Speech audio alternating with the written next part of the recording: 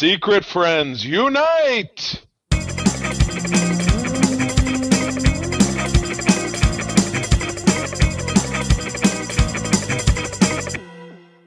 Welcome to the Secret Friends Unite podcast, episode 465. This is your guide to the geek side, and I am Todd Oxtra.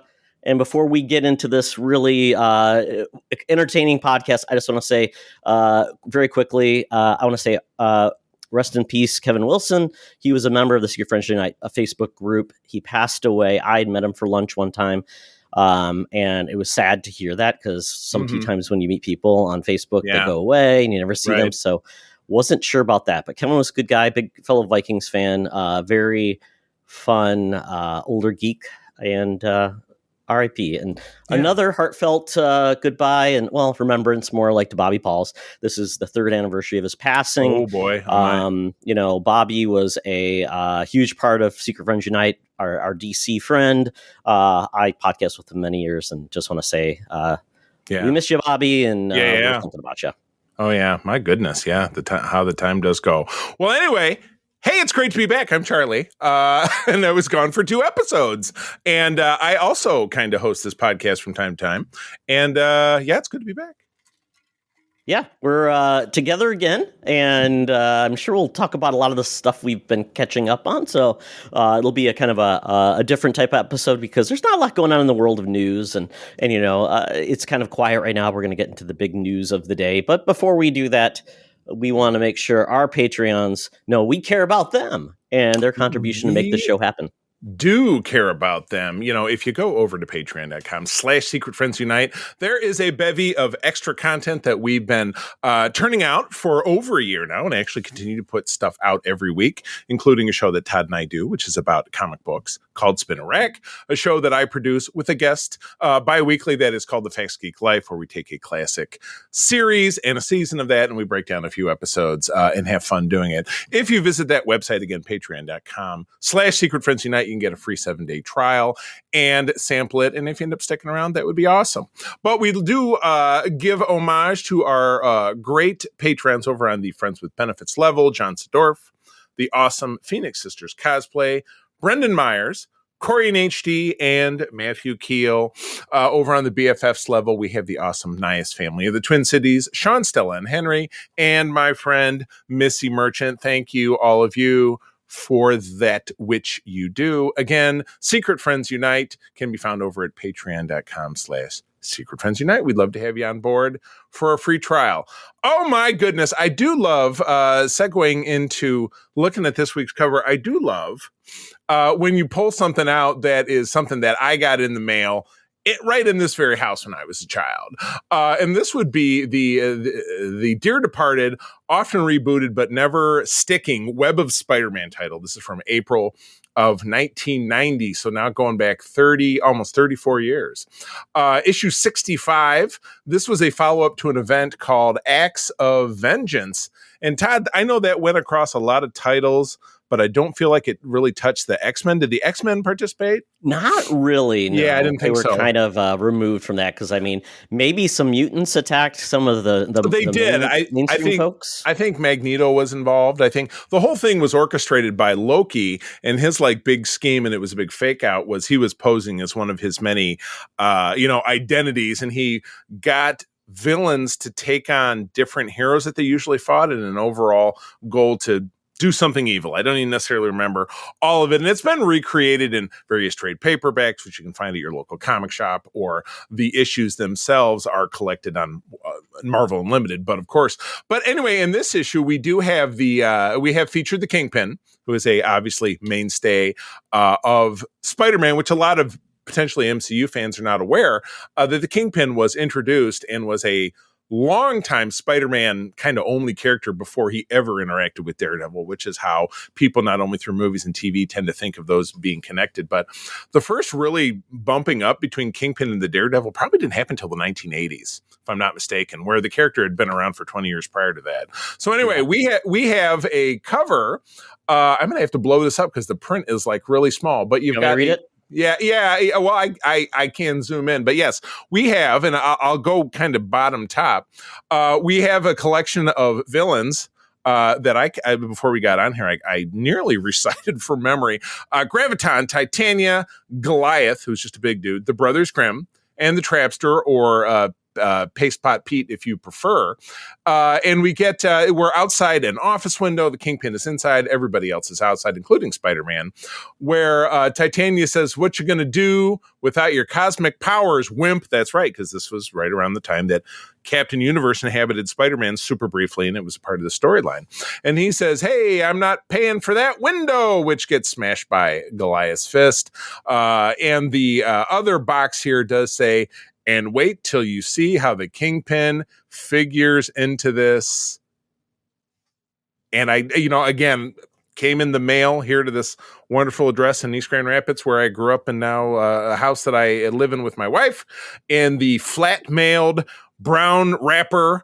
Absolutely no idea what happens in this. Pray for no rain. Yes, pray for no rain. No idea what happened, what the plot line of this was, or how it had any effect on anything at all. I get the overall feeling that the answer is no and nothing. So there you go. Good. Yeah, you as a kid, I see this cover and I'm like, oh, there's so much happening. I'm so excited, and it probably doesn't play out well. I don't know who the Brothers Grimm are, so I don't really know anything about them. Super. Except they fly on a cloud. Yeah, B villain. Graviton was a big, like, Avenger 70s villain that transitioned into being, he's kind of a big deal because much like Magneto controls magnetism, Graviton obviously controls gravity, it's kind of a big deal.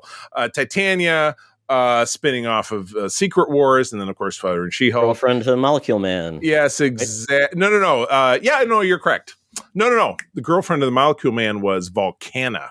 Ah, okay. Yes, which also, but both she and Volcana and Titania got their powers during Secret Wars from Dr. Doom with one of the Beyonders' little machines. There you go. That's wonderful. What I'm remembering. Yeah. I think Titania took on She-Hulk quite a bit. I think right, and certainly did. She was in Secret Wars. The TV series, and she was in the TV series. Exactly correct. I do want to make a correction to something I said, which was the X-Men actually were included in X-Men. Oh, okay. The Mandarin crossed over into Uncanny X-Men. Okay, and apparently Psylocke was one of her first appearances. Mandarin had her as an assassin, which was funny because she's long weird history of Psylocke. I could go on for days, but that was one of her first appearances. It's totally different than she does in the comics now. Yeah.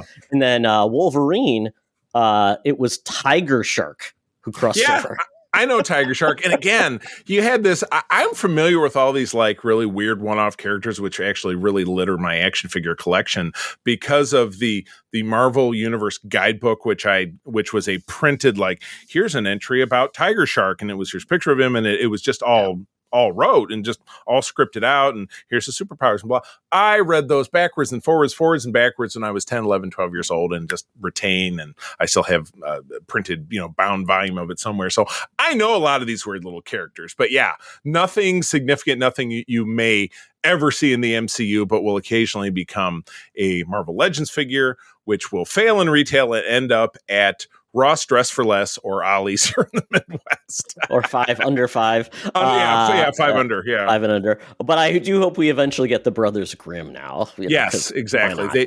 They do look, somebody flying around on a cloud. But anyway, we may not know a ton about these characters, but someone who never misses out on this kind of obscure knowledge just because of this person's commitment to journalistic excellence, if not cinematic excellence, that would be Madam Webb, our senior news correspondent down at the corner of Hollywood and Vine with this week's latest scoops.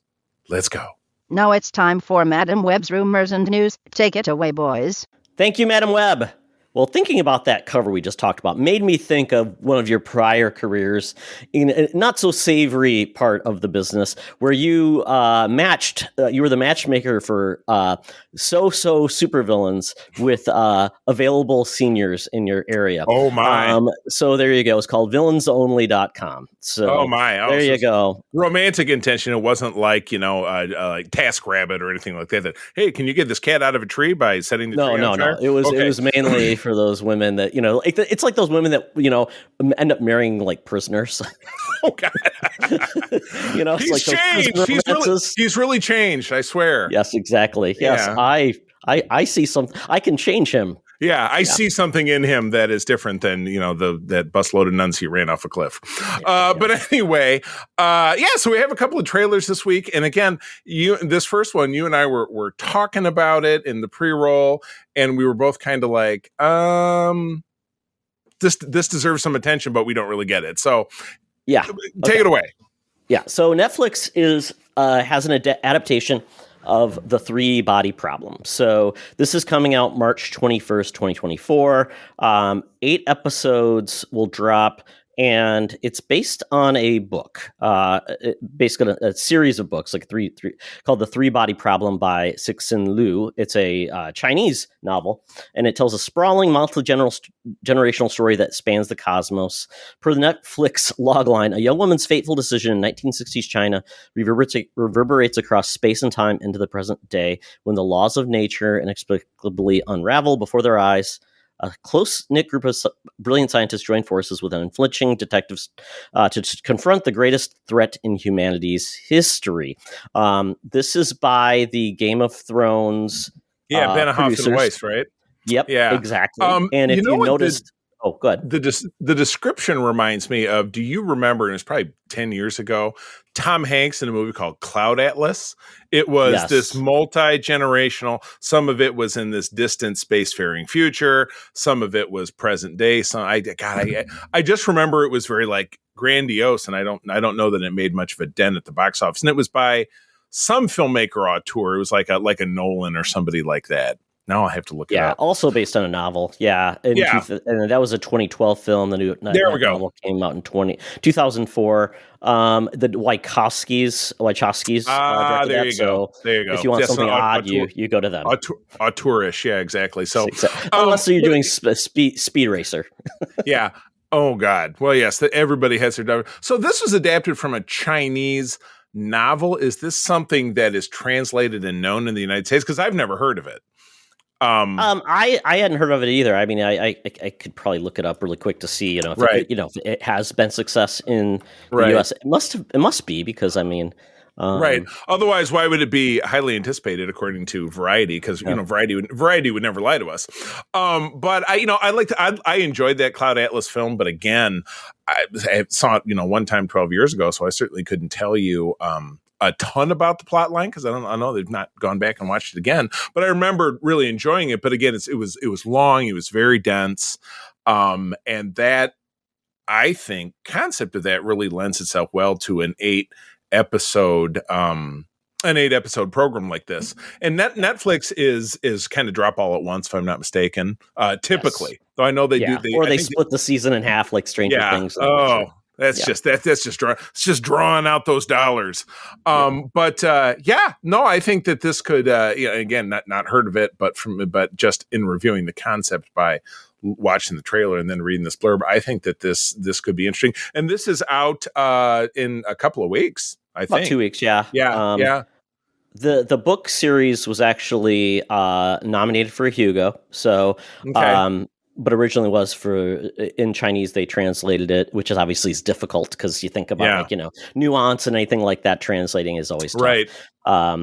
Yes, you've never enjoyed Shakespeare until you've heard him in the original Klingon. I know. Exactly. Same thing. Exactly. It brings a new depth. But if you noticed in the trailer, if you watch it, folks, you'll see a lot of actors from Game of Thrones are in this. Which makes sense. You have the what's his name, Tarlock, or the heavyset guy.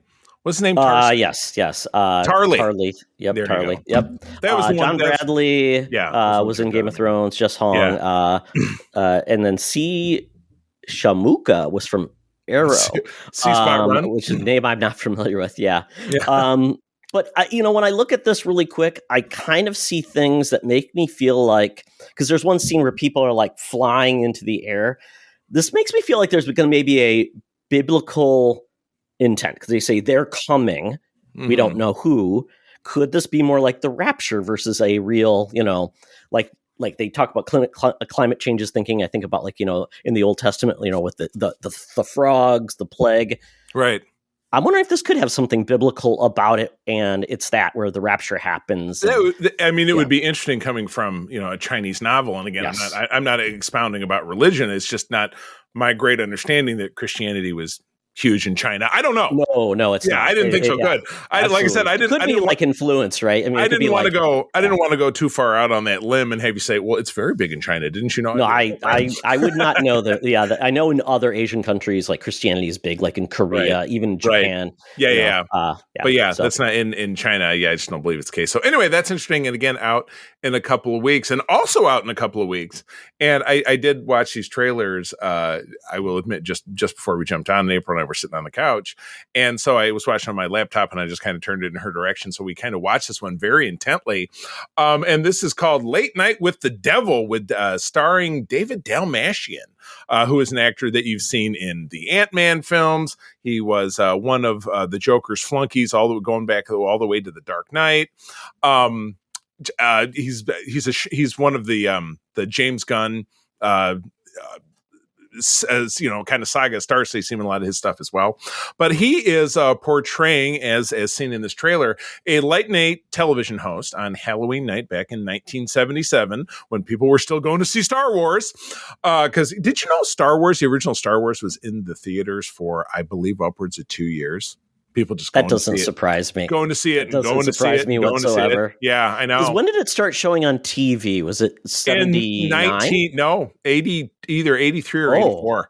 It was when the saga was over, because it was re-released in theaters in 1982, and I think that's when I saw it for the first time, because I saw Empire in 1980 with my dad and my brother when it was new. I was 4 years old. And then, I saw the original Star Wars in 82 because it was re-released as kind of filling the gap between Empire and Jedi. They had to get it back out there. Isn't that weird? So it is weird. I just looked this up. I'm like, so Star Wars was first released on home video in 1982 on VHS, Betamax, Laserdisc, and CED video disc, which I have no clue what the hell that is. I didn't know that was the home video release. I know I had my first grainy dubbed copy of Empire in 1984 when we moved to Grand Rapids, because one of our Detroit friends had dubbed it for us. And it was a bad dub, in the first 15 minutes of it was missing. It was scrambled, it was like scrambled HBO. Whoops. Oh, was it recorded off TV? It must have been, or something. Oh, no, 84 would have, I guess it could have been on TV. Yeah, it could have been a dub. But anyway, we are way off track here. Going back to David Dalmatian. So, and this. So anyway, he is portraying a late night host of a show called, was it the Night Owls? Where it's like a Carson, or it's like a, Stephen Colbert kind of, it's on after everything and people stand up and watch it. But he portrays things of mysticism and whatever it is, and it's a variety show of sorts. And you're seeing in this trailer both watching a studio audience watching him doing his thing, and then you're seeing the sides of backstage and him talking about getting ratings and keeping a show on the air and doing something new and groundbreaking. And then the big driver, and there's a lot of things in this trailer that just make you go, God, how does that fit in? How does that fit in? Which is exactly what you want out of a trailer. You want to create a sense of, oh my God, what the hell's going to happen there? But his big draw for the night is he brings in a woman and a young girl who is a known vessel in the sense of summoning the devil. So this young girl is chained to a chair and she dips her head down, and the older woman is, doing an enchantment or an encampment or whatever it is. And then, yes, the woman pops her head up and does the very typical, horror film, and then, you see other footage of laser bolts shooting out and all this different stuff going on. And this just looks totally wild. A March horror film, but sucked us right in. So we're totally jazzed for this. This looks fantastic. Yeah, it'll be on Shudder, so it's going to be in Shudder. In theaters too. Okay. So if you have AMC Plus, you'll get this most likely because they get Shudder content. We have. Oh, and that's something I forgot I could touch upon in the Geek. He's talking about AMC Plus because there's a show that's back there now. We have it through, and I didn't know I still had it through Prime. So I see. Okay. I have it. So yeah. Apparently, the woman was a survivor of a satanic cult. So, and then it's based on this book. So so this is a big stunt on TV. He wants to get ratings, something exciting. Right. This is live TV, and there's a band. So it kind of reminds me of Johnny Carson or what was his name? What's the other guy? old dude who did that one talk show It where he's was, always smoking and talking? Not Merv Griffin. There was, of course, there was Dick Cavett back in the day, but that was more daytime, I think, wasn't it? Tom Snyder, that's the guy. Tom Snyder. Yeah, exactly. But obviously this is, again, it's live TV, and the overall thought is, you're seeing the devil come out in this young girl, and then the audience reacting, and obviously something's going to happen that everybody's trapped, and then, the peril, it's all being caught on tape. So I wonder if this is going to be more of I got the vibe it's more of a kind of a found footage kind of thing. Like it's an archive, and then it's also combined with, my little cousin was here and he was also shooting Super 8 film backstage, and then he caught kind of a framing sequence around other things that are going on.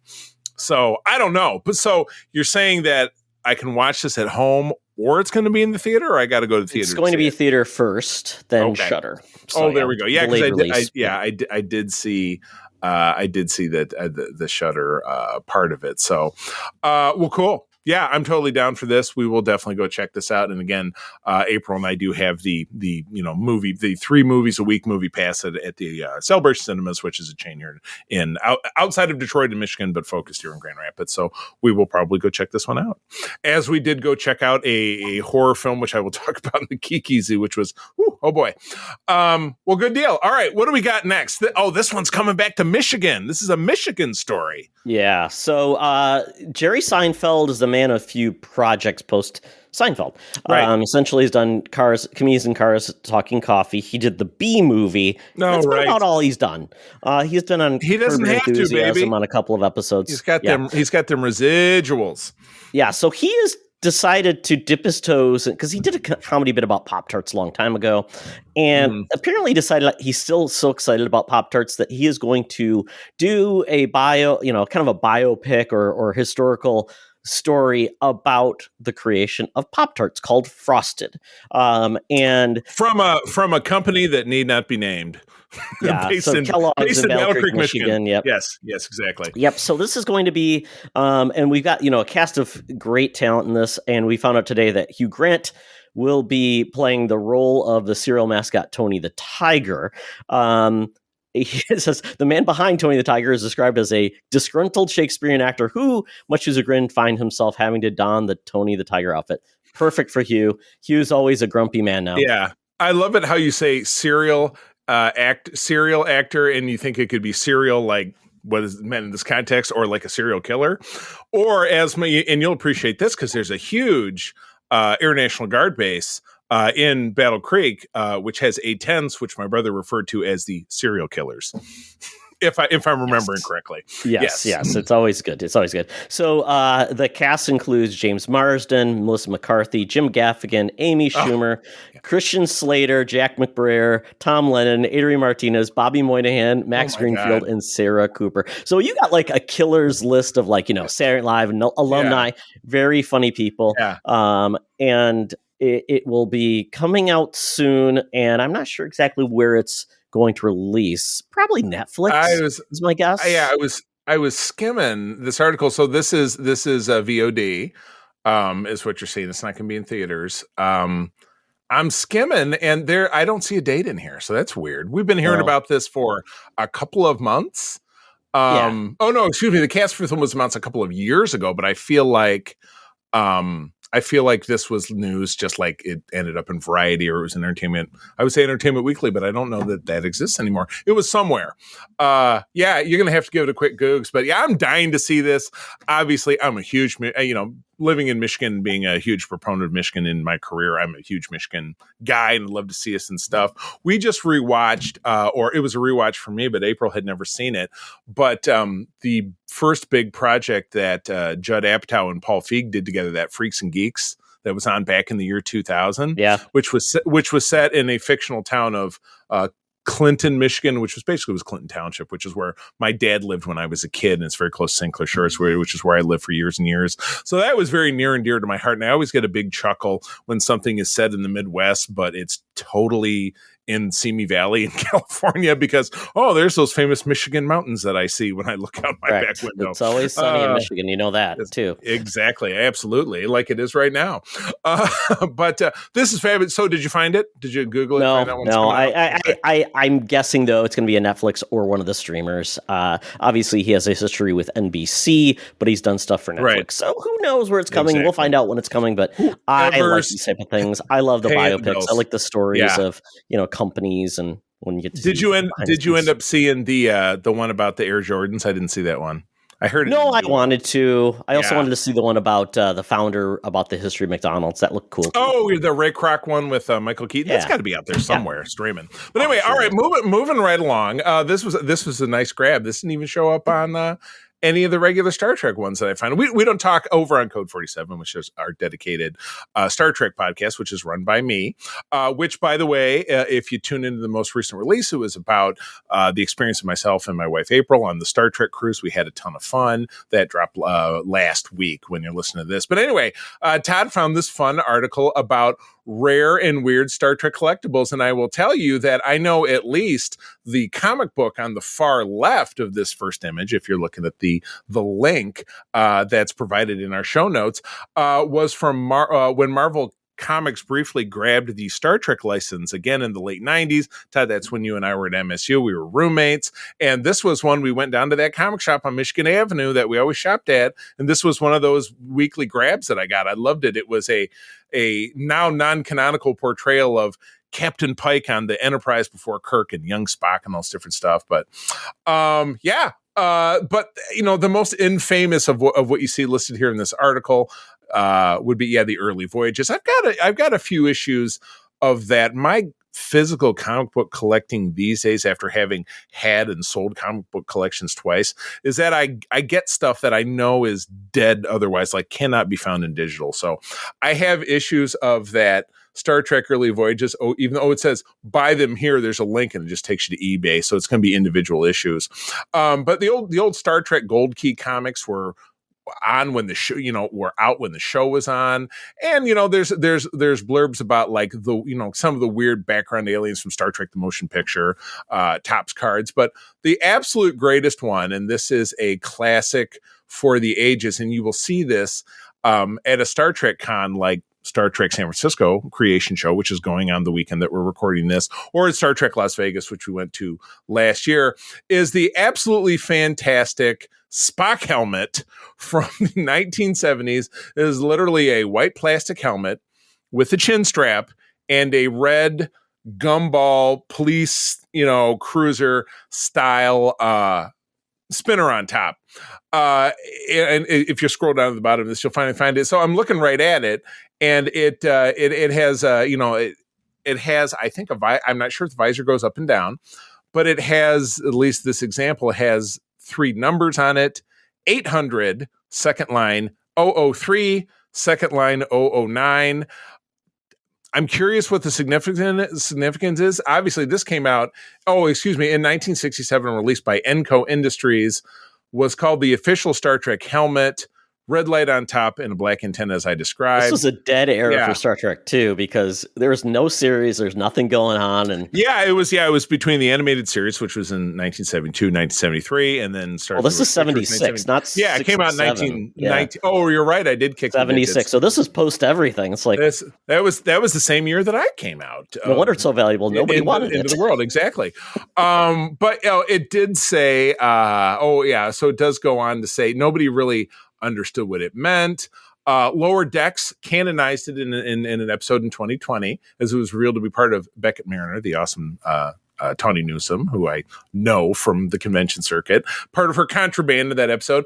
And then in 2019, Ethan Peck, who is our Spock on Strange New Worlds and Discovery, unboxed one on StarTrek.com. Currently fetching $800 for an in the box and maybe $50 outside of the box. I'll tell you, if I could find one out of the box, I would buy it, and it would end up back here in my menagerie. If you happen to be watching us on YouTube, you see my menagerie behind me. I would put it on top of the Clone Wars helmet. What do you think? Or on top of Cobra Commander? Oh, sure. Yeah. What do you think? Iconic. So he gets a little taller. Put it on Darth. You got to put it on Darth Vader. Oh, you're right. Exactly. Yeah. That's the only place it belongs. because it would seemingly fit right over it because it's kind of dome shaped. So I love it. That would be a fun one. So Todd, I'll put it to you. If you ever go to a show, you happen to see one, and the price is not too outrageous, I'm good for it.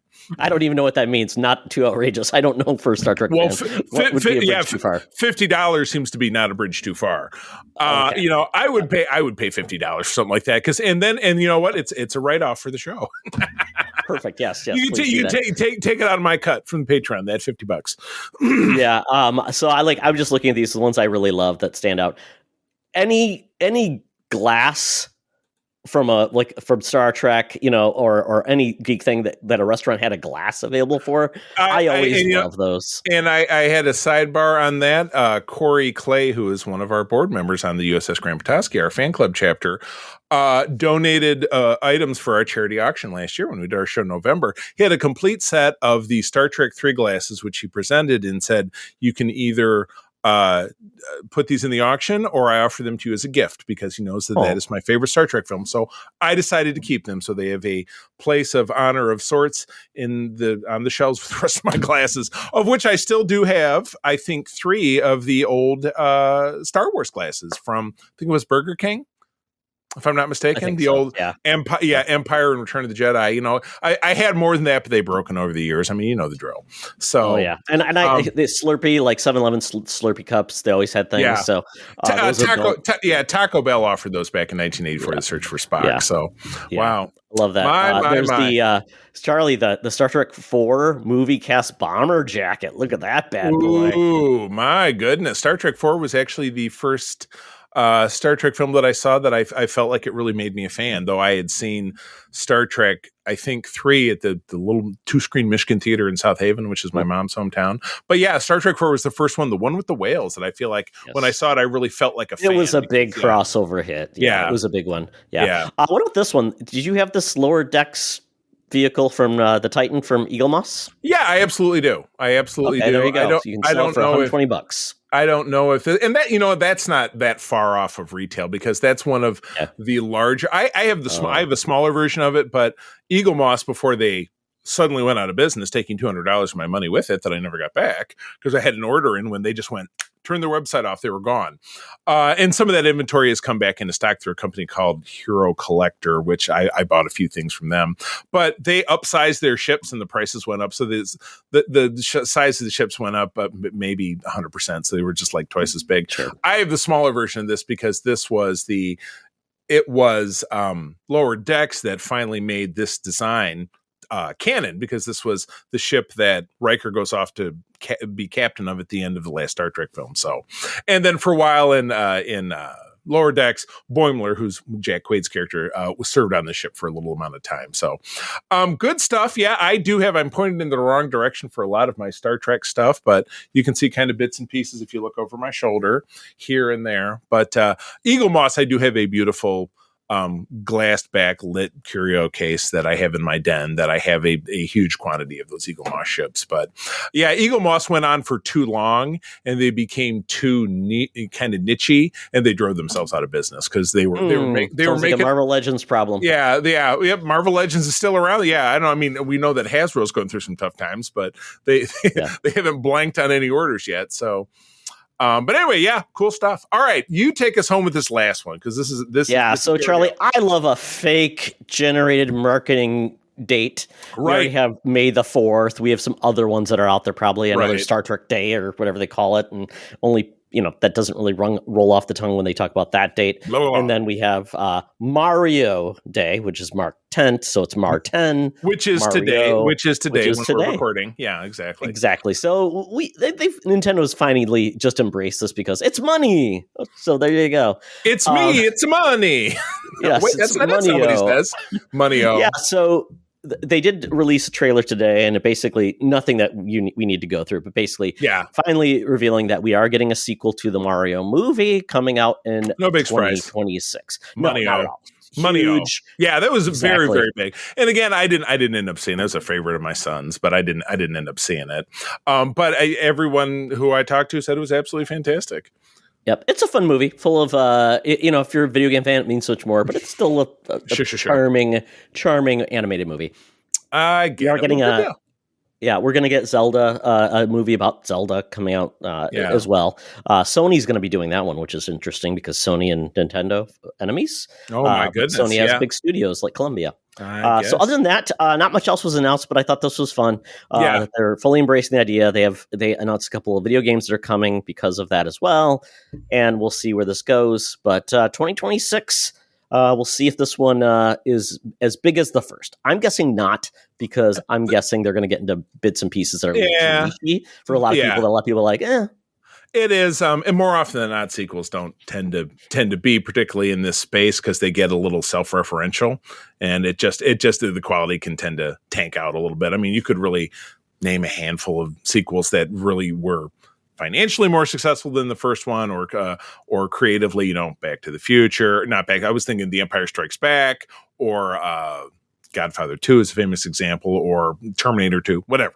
There is precedent, but we shall see. But anyway, that takes us out of the news. But what it takes us into, Todd, duck your head for this segue, is a word from our sponsor. Whoop. Hey, Secret Friends Unite, let me tell you about Zencastr. We use them for our show, and now they're supporting us. Zencastr is now the all-in-one solution making podcasting easy. It's the ultimate web-based podcasting solution. Provides high-quality audio and video podcast production and hosting. With a full suite of professional tools, podcasters can seamlessly record, produce, and publish studio-quality content, all from one dashboard. Being a creator has never been easier. And we chose Zencastr because of the ease of use, high quality output, and it makes it super easy for our guests to come on. We had multiple solutions we tried before, and Zencastr has just been the best fit for us. Why Zencastr? It's now super easy to record a podcast with Zencastr. Log in using your browser and start recording a high-quality podcast right away. Record studio-quality sounds and up to 4K video with your guests. Feel a sense of zen knowing Zencastr's multi-layered backups ensure you always have your recordings in the highest quality, even if the connection is unstable. Have you ever worried what you sound like? Zencastr's post-production process makes you sound buttery smooth. It automatically removes those ums and ahs in your recording. It removes those awkward pauses in conversation too. Set the right podcast loudness and levels while reducing background noise with the click of a button.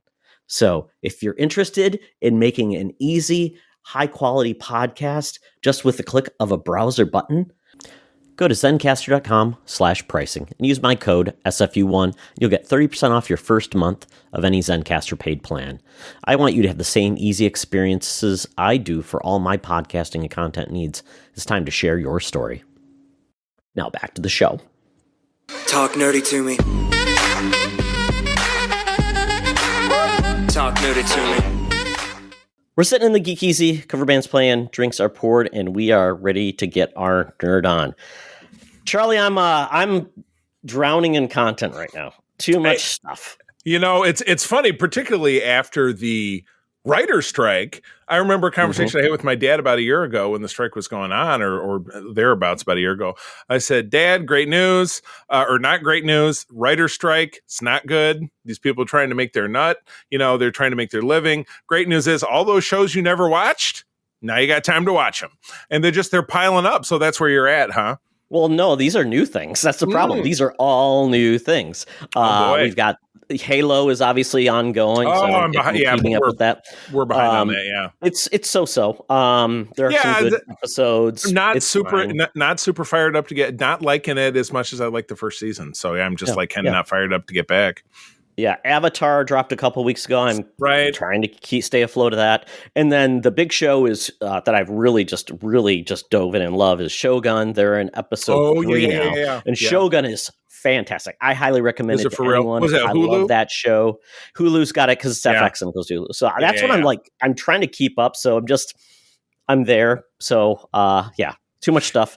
Yeah, the only big danger is it's like the shows are going to be there. You're not going to miss them, right? But the big danger is the spoiler culture we live in, that you're like, you're going to catch a stray headline that's going to say, plot twist at end of, episode 3 revealed, and then it'll say something spoilery. Hopefully you don't run into too much of that, but obviously that's always the danger. Yeah, because I just found out that they just dropped a new Fallout trailer because they got close to the show.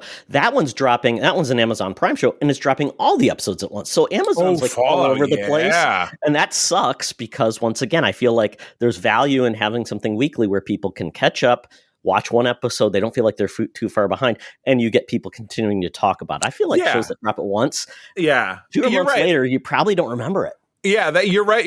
I mean, even shows that I've found with, as you said, this embarrassment of riches that we have in content, I'll tune into a show that has just, it aired a year ago, which is in a lot of ways very standard. And I just don't remember anything about it. Thank God for that catch up that they showed before, because you're like, I don't remember anything about it at all.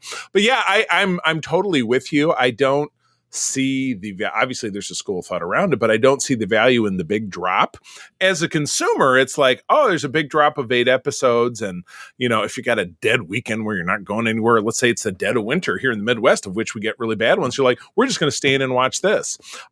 That's maybe great for us as a consumer, but for the person that produces the media, your ability to really have that buzz it greatly diminishes. So I'm still a fan from an opposite perspective of the weekly show. Like, I totally get it. I got a screener recently that has the first 4 episodes of season 5 of Star Trek Discovery.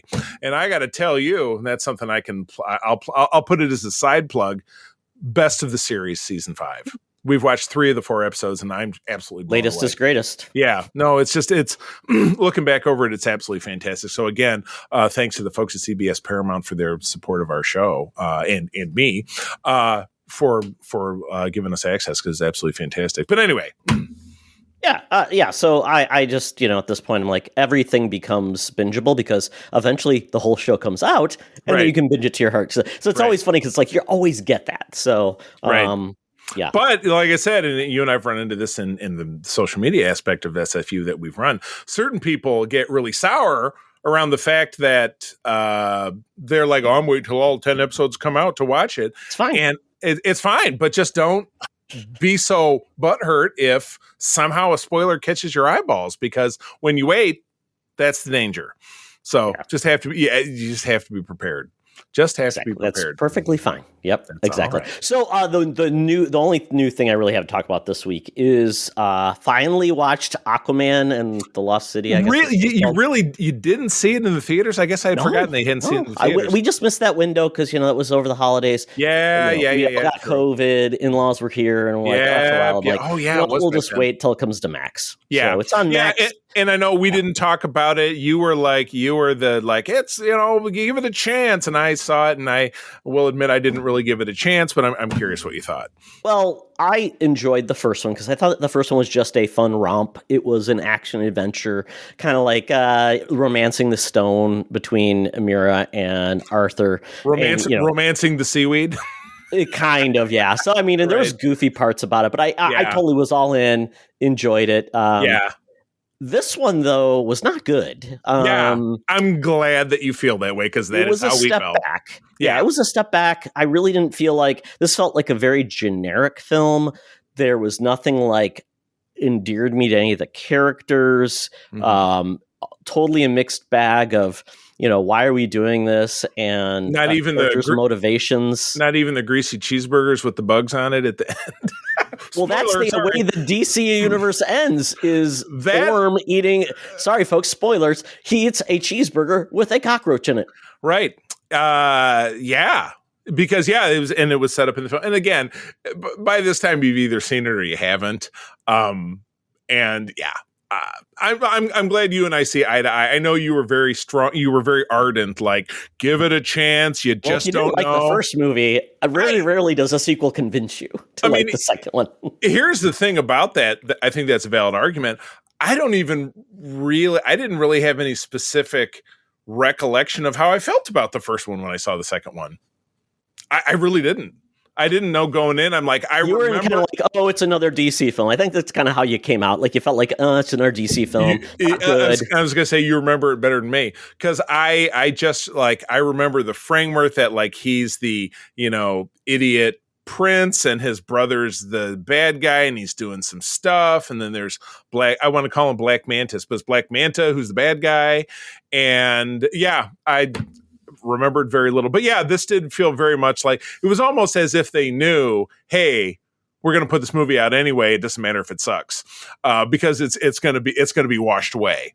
Well, yeah. Well, this film was like done a long time ago, right? Yeah, before they even announced like DCU was going away. So I know James Wan, who directed this, who's a good director. I mean, he wanted to do that movie, The Trench, which was kind of a spin-off of Aquaman, where it was all the dark creatures were there. So we got this. Obviously all the issues with can't remember her name, but Amber Heard. Amber Heard. She was in this, but she really wasn't in this. She showed up multiple times. She didn't die, folks. The kid didn't die. Sorry to spoil that. So there's nothing really bad. I really wanted him to kill that kid. I'm so bummed out. I know. Well, that's like someone said, I walked out because of the baby. I'm like, oh God, they didn't kill the kid. Well, the comics, the kid did die. Oh, was it? So it was, you know what?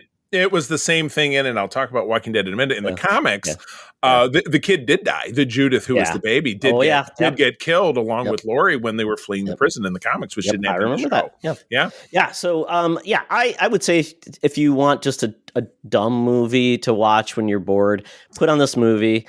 Put it on the background while you're doom scrolling. You want to see Nicole Kidman get a paycheck. You want to see Dolph Lundgren have a weird accent. You see hear Gimli as a big crab man talk. The near death of Jango Fett. Yeah, exactly. And all the clones. Because you have Tamira Morrison as the dad of Aquaman while he's hanging out. I thought in particular the first scene of this movie where you just see him doing Jason Momoa stuff. I'm like, this is terrible. I know. It reminded me of like he has like it's the Jason Momoa story. I'm being cool and doing all these weird things. He's doing doughies on his dirt bike or something. It's just like, oh God, this is what the movie's going to be like. It's a thing. Well, yeah, I'm glad we were of similar thoughts. So all right, well, I haven't been on in 2 weeks. During which we were on the cruise, and so that was a lot of seeing Star Trek and talking Star Trek. Did mention that we, April and I, have seen the first 4 episodes of season 5 of Discovery. They're absolutely spectacular. That show drops on April 4th, so set your timers now. But we did go to the cinema this past weekend, and April and I are, as I've talked about many times, we'll just go see anything. Because why the hell not? We have this ongoing subscription to our local theater, which we like to support because it's a local business, and I think they do a pretty good job. And for now you're empty nesters, so you're empty nesters. Yeah, we do have a lot of free time. And like all businesses, they raise the cost of this incrementally by like a couple of bucks. So it's in the neighborhood of like $50 a month for the two of us to go to the theaters, but that's less than 5 movie tickets if you think about it between the two of us, because a non-matinee movie ticket at this theater, when I looked, is upwards of $13.50 now, I think, which I think is just nuts. But anyway, we went to go see a movie called Imaginary, and it was a horror film of sorts. Had to do with a younger-ish woman. They had a cast of that I recognize absolutely nobody except for actor Tom Payne, who played the role of Jesus on The Walking Dead. Was a character during the course of the show who had long hair and a beard and thus was dubbed Jesus. He was not Jesus, not Jesus, or Jesus. Jesus of Nazareth was not on The Walking Dead. Yes, exactly. Yeah. Why do you think the ratings were so big? But no, it had to do with this young black woman who is stepmother to a teenage girl and then a preteen girl. And their father was Tom Payne, Jesus, if you will. And, you're introduced to the stepmom. She has these terrible nightmares of her childhood, but she, when she's in the waking world, they're moving her father into a nursing home, and she's moving back into her childhood home. And she and her dad have been estranged for many years because she was taken away from him, and she doesn't really remember why. But back in this house, what we find out is that it's inhabited by a demon who, sorry for the spoilers, ends up taking the form of a stuffed teddy bear, which can only be seen by the pre-teenaged stepdaughter, who calls the bear is, oh my God, Chauncey. The bear is Chauncey. But of course it is. Not revealed until later in the film that she is the only one who sees the bear, except for the stepmother, and you find out why she can also see it. And that's what the movie's all about. So, very cliched, very run-of-the-mill. It's a Blumhouse production. So Blumhouse is either spectacularly awesome, like the Jordan Peele films, or it's spectacularly run-of-the-mill. But if you enjoy the sporadic jump scare, if you enjoy being in a theater with a lot of people in it, and the person you went with, you can have fun kind of heckling it, which is what April and I do. Anyway, not only for that, but also for the Patreon show that we did, of which we just dropped an episode this week, where we talk about 2021 Snake Eyes. Todd, you should have a listen. I think you enjoy it because you never saw the movie. Well, then I'll get spoiled and I won't want to see the movie. Oh, no. Oh, my goodness. But yeah, anyway, it says very, very, very run-of-the-mill. But something that's not I was going to ask you because, it's funny because, you get those competing movies like two volcano movies. We get Dante's Inferno or the Volcano was a movie. It's funny because we've got this imaginary movie, which is a horror film, and then we've got If, which is the lighter fare Ryan Reynolds about a girl. Oh, yeah. Magic. So I'm like, folks, take your kid to the right movie. Yeah, right. Imaginary, if imaginary. Yeah, exactly. Yes. Yeah, don't take your 6-year-old to see Deadpool, because that was always a famous story about that one. And then something that we saw that's not iffy is we're finally settling into True Detective over on Max.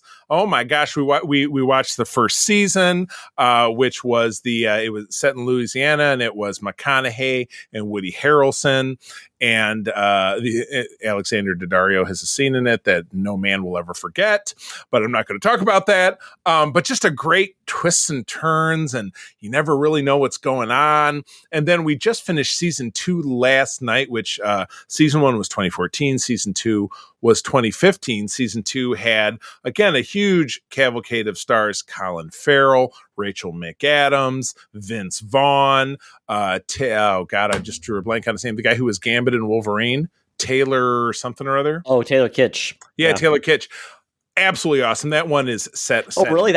I've heard that that's like the worst season. Not good at all. I don't know, because now we're just moving into season 3, and we've already seen season 4. Because season 3 I've heard is good, and then I just started watching season 4, which I really liked so far. I don't know who would have said it was bad and why, because I thought it was riveting. It was kind of white knuckling, because it has to do with a real estate scam and murder in suburban Los Angeles, and 3 cops from 3 different agencies tasked with solving a certain murder. And again, it's layers and layers and layers, very much like more of a modern day LA Confidential, which is one of my favorite films, a film from the 90s. But I don't know who or where would it. But again, Rotten Tomatoes gave season 2 47%, and the audience score was 26%. Really, I don't know what people would have disliked about it. I don't know. I respect people's ability to make their minds up for themselves. I don't know what people wouldn't have liked about it. That just seems very weird to me. Rotten Tomatoes for season 1 got 90% on. Wow. Okay. Yeah. I wouldn't even. And again, these are very self-contained stories. Sure. Though you did see pieces of season 4, which was my first exposure to it, kind of wend their way into season 1. Have you watched any of it besides season 4? No, and that's why I was like, okay, because I've known season 1 was fantastic, and I had heard like different things about the other season. I'm like, well, let's get into season 4, because I don't think it's really, integral. No connectivity. Like I said, there is a vague sense of connectivity between some things that happen in 4 and that go back to season 1. But it's not anything that if you never saw it, if you watched them all in a row or you watched them all out of sequence, it's not going to have anything to do with it. Okay. Yeah, I'm curious now to go and see what people had to say about season 2, because I thought it was all. Did you finish season 4? Yes. Yeah. Okay. I have not. So yeah. No, it was weekly, but it's all out now. Season 4. So anyway, that's all over on Max. All 4 seasons. We're about to get into season 3, and I think that stars Marciana Ali, or at least his picture is on the. If you go to a little thumbnail on Max, he represents the series in the thumbnail. So that's how I knew he was on there. So, but anyway, that's that. And then I didn't have a chance to talk about it because this came out when we were on the cruise, but the 3rd episode just dropped today, and we watched it this morning. Is and I hope I get the title of this right: The Walking Dead: The Ones Who Live, which is the long-awaited Rick and Michonne series. So it covers where Rick Grimes, who is the main character of The Walking Dead, which launched back in 2010, where he's been after the bridge disaster. He had to blow up a bridge while he was bleeding to death. I think 2 seasons before the series ended. And we did find out that he survived that explosion by falling into the river. He washes up on shore. Again, we watched this also on AMC Plus, which is where you can find this accessible through Prime, which is how we have it. There's an 8-pack of the Best of Rick episodes, and we just watched them. And so we rewatched this episode. So in that episode which was Andy Lincoln's swan song on the regular show, and again, he left the show because he wanted to go home to England, missed his family, and he'd totally get it. He'd been making that show for like a decade and just wanted to go home. And so he starts the show.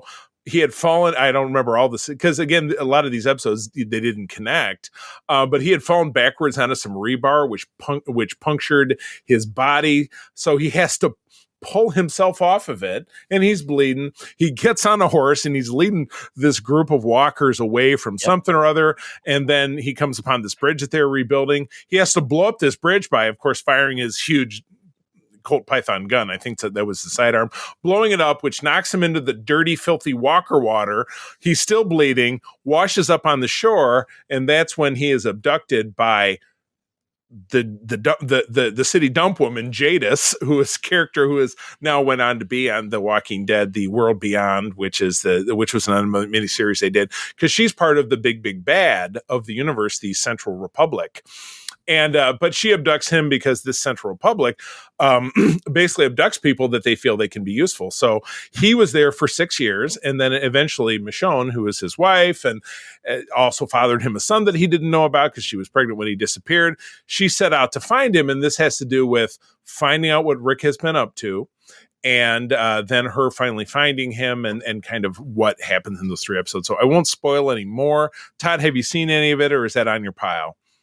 Well, I think I can watch it on Philo because it has AMC, so I'll probably watch it there.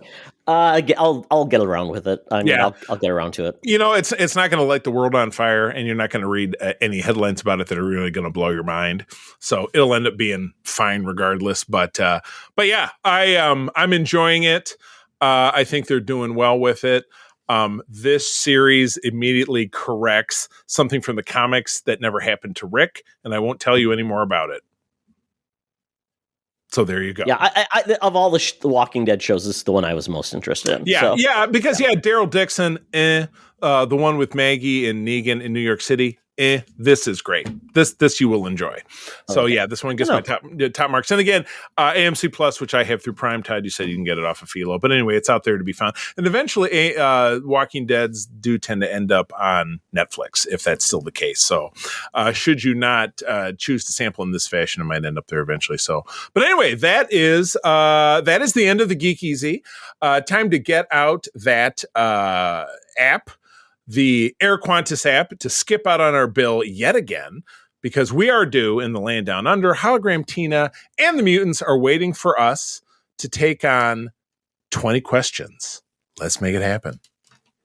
Welcome to another edition of Thunderdome! Thank you, Tina. The mutants have been gathered for a topic or a game to be entertained. And this week, we are talking a game, and that is 20 questions. Very simple, 20 questions, yes or no. And the last question is your final guess. So at this point, we're going to do 1990s genre TV. So genre is science fiction, fantasy.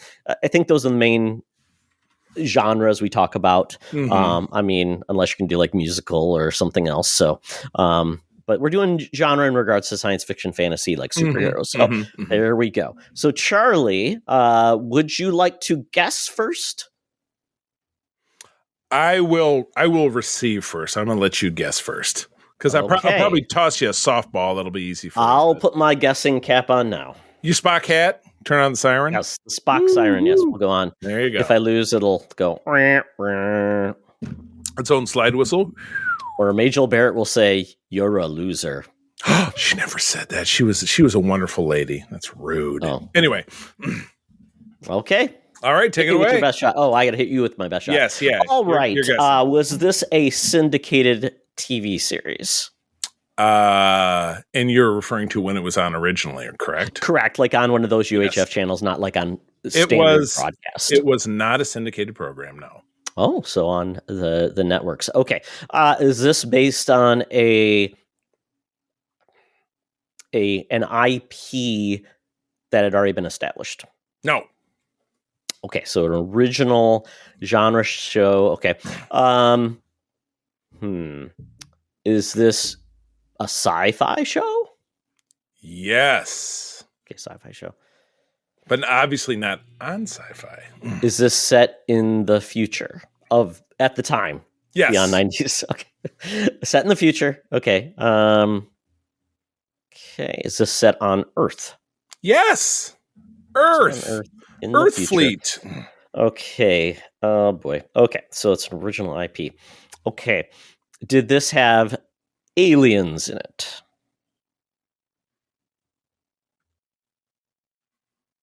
That's a tough one. Would you care to rephrase? Make it a little more specific? Did it? Okay. Did it have non-human characters in it? It did have non-human characters in it. Non-human characters. Okay. Okay. So was this show a critical or fan loved show? So was it received well? I would say yes, but that could be a matter of opinion, but I'm going to say yes. It's like you're fan or you're critical. It's one of those. Yeah. Somebody liked this. Would you say somebody liked it? Critics or the fans? The critics or the fans. fans. That's good enough. Yes. Okay. Boy. Okay. So, is this an action adventure style with explosions and beat 'em ups? And there were things explosions and the beat 'em ups. So 90s TV series. I'm trying to think what would have been on network TV at the time. So you already answered questions. So this was network TV. Okay. Did this last more than a season? Yes. Last more than a season. Okay. So some longevity. So it's science fiction. Was there any space travel involved? No. So it's definitely on Earth and not leaving. Not leaving the planet. Okay, crap. Did it have any comedic beats? I mean, any show has comedic beats. You know what I'm saying? So that's this is a difficult question. But it wasn't a serious. Was it a really serious show, or did it have yes, I would say it's a very serious show. Serious show. Okay, so not it wasn't it wasn't like MacGyver or something like that, where it was we're gonna make a joke at the end of the show. Sci-fi Seinfeld. It wasn't sci-fi Seinfeld. Yes. Okay. So was this an hour-long show? Correct. Hour-long show. Okay, crap. Okay. Did they explore the ocean? They explored the ocean. Oh, no. I think was Roy Scheider on the show? Roy Schneider was on the show, correct? No, Scheider, not Schneider, the guy. Oh, not the guy with not the guy with the big phone. Not the tool belt. Not the tool belt. So he is on this. I would say that Schneider from One Day at a Time was not on this show, but someone with the last name yes, that guy. Yes, that guy in question. Yep. Yes. Yep. Okay. Was there a precocious teen on this show? Yes, precocious teen on the show. Okay. Now I have to remember the name of this title. Was it Sequest DSV? I'm not going to get that specific. The name of the show did become that. I believe it was simply. It could be simply, and again, this is yes, correct. It is Sequest, and I picked it simply because over on cross promotion over on our Patreon, my recording partner Jen Watson and I, this was a favorite show of hers because she's a bit younger than us. She watched it growing up. This is a favorite of hers, so I've watched several episodes of this, and it did air on NBC in 1994 and 95, and I believe it came back for a television movie or something. I don't have it right in front of me, but yes, that is correct. In 15 questions, not bad. Well, because I was wondering about that, yeah, because I thought that kind of, since I edited the videos of those, that kind of, I'm like, okay, I'm kind of like, oh, okay, that show would have probably been out of my mind if you hadn't done that. So exactly. And again, I know that I didn't watch it then. I was familiar with it because it was kind of your Star Trek Under the Sea, and because it was the same thing. It was, a military operation, and it was kind of, Monster of the Week or Crisis of the Week, because they were going here to stop these pirates, or they were stopping, environmental terrorists. One of the episodes Jen and I talked about recently, William Shatner was a guest star, and it was right around the time of Generations. He was very Shatnery in that episode. I mean, listen, if you jump on over to our Patreon, do a 7-day trial, and really just listen to the Sequest episodes, because they're a joy. Jen is a genuine fan, where I am a genuine jackass the same way I am on the show, just kind of making fun of stuff. Yeah, but it's fun. But yeah, Sequest, you got it. Okay, so the creator of that show also created Farscape. Rockney there you S. O'Bannon. So good times. Rockney S. O'Bannon. Very good. All right. Well, now I'm dubious. The pressure is on. I picked. I have to repick mine. I didn't realize. I thought this was a '90s show. This actually, the one I picked was a 2001 show. So very good. I've got to really quickly pick a different one. So let me really quickly. I will. And then I'll jump in and do a commercial for Secret Friends Unite Patreon at patreon.com/Secret Friends Unite. That's the only one I like to do. And nobody's had to tell me that I had to do anything otherwise. But I'm sure eventually they will. They always get us. Oh, sci-fi. Thank you for not showing that article. It went offline. Okay. I am going. Right. I just know I have to check if the date of it is 90s. And again, I'll write that it starts in the 90s, but maybe continue to the 2000s. We don't have to get that granular, I don't think. I have one in mind. Let's see. Okay. Yep. I got it. Okay. Cool. Okay. I actually could have just paused the recording, but that's okay. It's okay. People need to see how the sausage is made. Right. So, okay, Charlie, are you ready to guess? Let's do it. All right. So, I don't need to ask about when the show came out, but was this a syndicated program? Unless same question as you. No.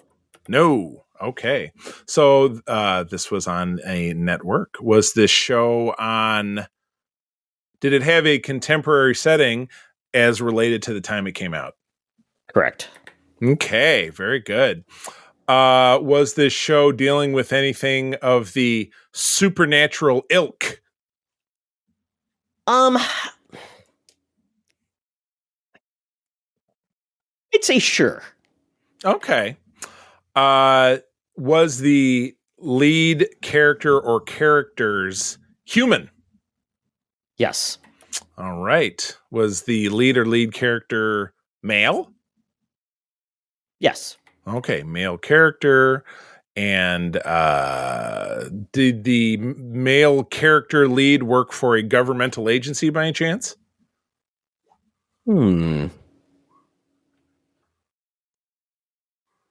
Yes.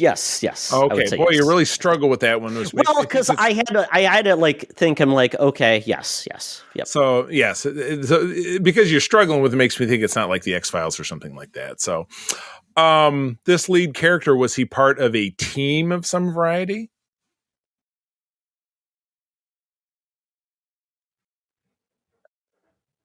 Yes. Very uncertain. I don't know. So he's part of a team. It's a he. Did the team, in conjunction with... I wouldn't put too much emphasis on the team. Okay, so the team it's a little bit more of an organization, we'd say. He's part of like, blah, blah, blah, this thing or that thing. Contemporary it's not setting. Like Mission Impossible Force or something like that. Network programming. Was this show something that garnered a fan base to the fact that it had maybe more than one season? Yes. So multi-season program on network, contemporary setting, main character is male, part of a team, but not too much emphasis on the team. All right. So, whoops. Something getting away from you. I had the number key down. It was just putting 9 and 9 and 9. It was just you're trying to trick me. All right. Okay. So in the was this a kind of a problem of the week solving kind of show, mystery to mystery, or was so kind of I would say very systematic of the time, going around solving problems. Did this male lead character have a female character as his foil? Do you have a partner? That was 2 questions. Sorry. Did he have a partner? Yes. Okay. Was his partner female? That seems I would straightforward. say yes. Okay. Yeah. So male, female, partner. Okay. Oh boy, is this like Renegade?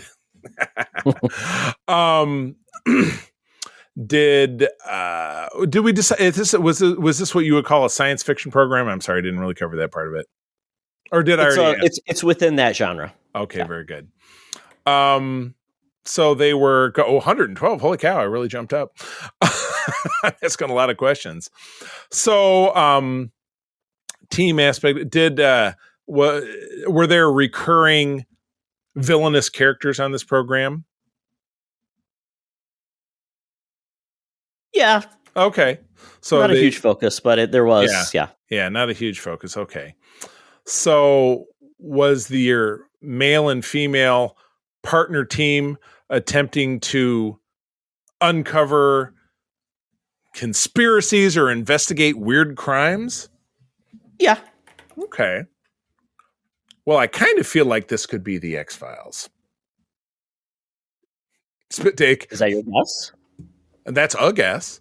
I don't get more than one guess? No, you know, it's all questions. Okay. And you have a guess is where it is. Yeah. Well, let's see here. Okay. So they're trying to solve mysteries, part of an organization, as it were, and it's man and woman, contemporary setting. Was this television program on the Fox network? It definitely was. Oh, okay. Well, did this program generate any short-lived spinoffs by any chance? No. Oh. Was this program in a spinoff in and of itself? In a way, but not directly. I don't know exactly know what that means, but we can move on. Not on the Fox network. Was this program on it's network television. So is it on NBC? No, you asked who was on Fox. I did. Then I asked and if I said yes. Oh, you did say yes. I thought you. No, yes, I did say Fox. Oh, I asked you about the X-Files. I asked you about the spinoff thing, and I knew that the X-File did generate some unsuccessful spinoffs with the. Well, and I said kind of it was kind of it's like not your traditional way of a spinoff is probably the best way. Oh, I asked if this show was a spinoff, and you said no. You said, did this show create a spinoff? Oh, very good. Okay, correct.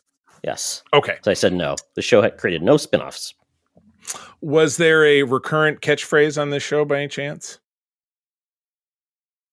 Not that I remember. Did this show have anything to do with mysteries like alien abductions? Now I just think you're being coy. I would say no. No. Oh. Well, I might really be stumped. On Fox, we did say it was on Fox. Mm-hmm. Male and female, kind of part of a team, but not really. Generated some spinoffs. Was this? This did not. Did not generate spinoffs. Did not. No. This created no spinoffs. Created no spinoffs. Yes. Would you say this show was early 90s between 1990 and 1995, or late 90s between 1995 and 1996? That's not a yes or no. That's not a yes or no question. Right. Early. Did this show drop in the early 90s per the framework I just gave you? No, late 90s. And you are out of questions. It can't be Dark Angel because that was a 2000. See that, and it was on Fox. It's not James Buffy. Cameron's Dark Angel. No. It's not Buffy because that wasn't on Fox, and it was in the 2000s or no, it was 90s. No, 90s. Yeah, it was on the WB at first. Yeah. Yeah, the X-Files was going to be my guess, and that obviously that's not the one. So what is it? So this is the one where I think it was harder to get to some of the things you answered, but the answer was Millennium. Which is a spin-off of the X-Files. It's a spin-off of the X-Files. This didn't create any spin-offs, and it was tacitly tied to the X-Files. Not a lot.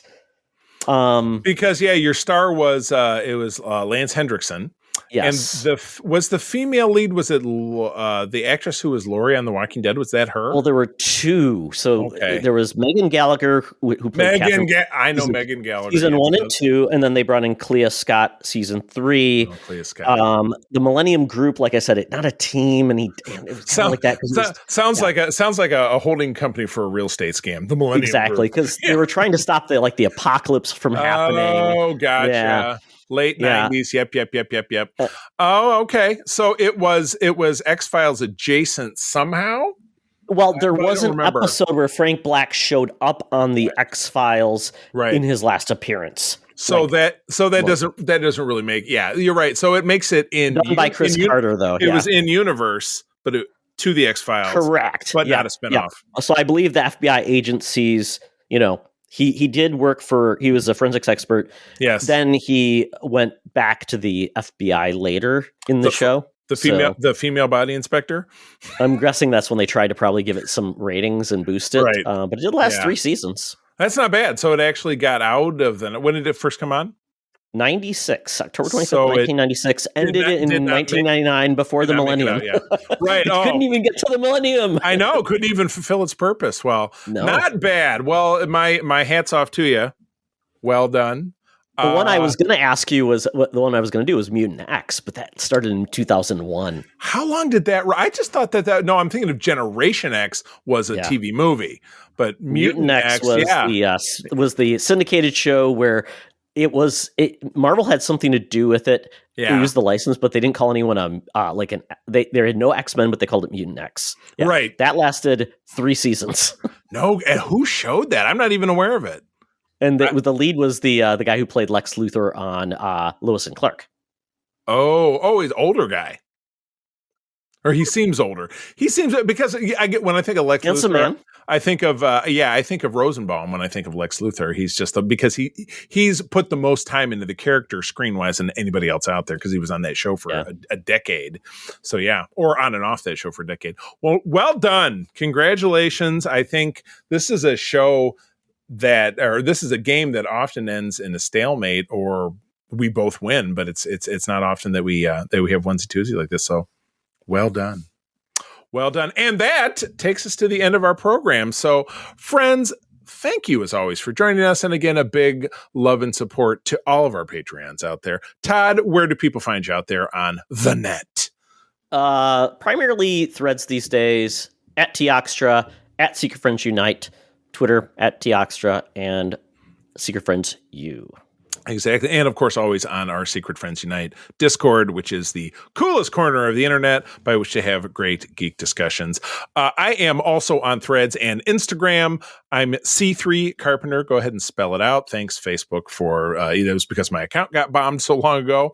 But my lovely wife, April, and I do run the USS Grand Petoskey. We're one of the biggest chapters of the International Star Trek Fan Club in the world.